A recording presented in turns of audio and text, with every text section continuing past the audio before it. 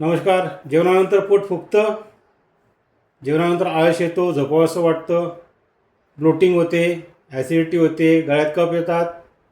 ही समस्या आपल्या सगळ्यांना बऱ्यापैकी असतात. याच्यासाठी घरगुती उपाय सांगतो. 50 ग्रॅम बाळडा घ्या, 1 कप लिंबाचा रस घ्या, त्या लिंबाच्या रसात 1 चमचा काळा मीठ मिसळा, व्यवस्थित मिश्रित करून घ्या. या रसामध्ये 50 ग्रॅम बाळडा टाका, तो रात्रभर भिजवत ठेवा. सकाळी बाळडा काढून घ्या, तो उन्हात वाळवा. बाळडा पूर्णपणे व्यवस्थित वाळल्यानंतर त्याला काचेच्या भांड्यात भरून ठेवा आणि हा बाळडा जेवणानंतर सुपारीसारखा चघळून खा, जशी आपण रोज सुपारी खातो.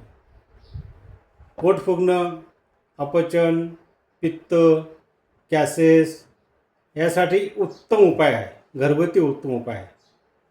तसंच गळ्यात जे कफ येतात ते कफ कमी करण्यासाठी हा एक उत्तम उपाय आहे. नक्की ट्राय करा.